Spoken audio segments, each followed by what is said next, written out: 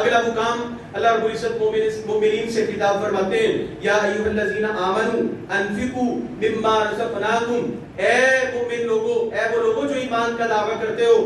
انفقوا مما رزقناکم من قبل ان یأتی یوم لا بیع فیہ ولا خلۃ ولا شفاعۃ والکافرون هم الظالمون۔ اللہ مومنین سے کہتے ہیں اے مومنوں خرچ کرو اللہ کی راہ میں اس دن کے آنے سے قبل کہ جس دن نہ تو کوئی سفارش کام آئے گی اور نہ ہی اس دن کوئی دوستی کسی کی قربت کام آئے۔ اس وقت سے پہلے خرچ کر لو۔ نبی صلی اللہ علیہ وسلم سے پوچھا گیا، یہ صحیح مسلم کتاب الزکوٰۃ ہے، نبی علیہ السلام سے سوال کرنے والے نے سوال کیا یا رسول اللہ ای الصدقۃ افضل، اللہ کے حبیب صلی اللہ علیہ وسلم صدقے میں سے کون سا عمل، کون سا صدقہ افضل ہے؟ نبی علیہ السلام فرماتے ہیں صدقہ وہ افضل ہے کہ آپ تندرستی کی حالت میں ہوں، آپ محنت مزدوری کر رہے ہوں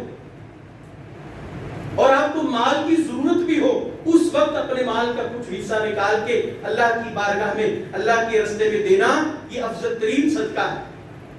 اور آپ علیہ السلام نے فرمایا اس وقت سے پہلے صدقہ کرو کہ جب جان حلق میں آ کے اٹک جائے، آخری وقت آن پہنچے اور پھر بندہ کہے کہ میں اللہ کی راہ میں خرچ کرتا ہوں، اس موت کے آنے سے پہلے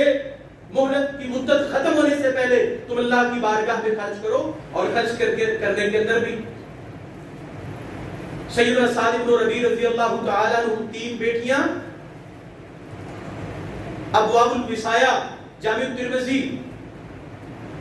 سعد بن ربیع رضی اللہ تعالیٰ عنہ یہ وہی صحابی ہیں کہ جنہوں نے عبد الرحمن بن عوف کو ہجرت کر کے آنے کے اوپر اپنا ایک باغ حوالے کیا، گھر کا ایک پورشن دے دیا، عبد الرحمن آپ اس میں آ کے رہیں بسیں۔ بہت بڑے سخی تھے، آخری وقت آن پہنچا، نبی صلی اللہ علیہ وسلم کو کہتے ہیں میں نے یہ سارا مال اللہ کی راہ کے اندر خرچ کر دیا۔ نبی علیہ السلام نے فرمایا وَالثُلُثُ الْكَثِيرُ أَوْ وَالثُلُثُ الْكَبِيرُ، تیسرا حصہ 1/3 مال انسان آخری وقت میں، اگر دنیا سے رخصتی کا وقت ہے، آپ اگر خرچ کرنا بھی چاہتے ہو 1/3 حصہ کریں۔ اور یہ جن اولاد کو آپ واپس دنیا کے اندر چھوڑ کے جا رہے ہیں، اس اولاد کا حصہ رکھیں اس مال کے اندر،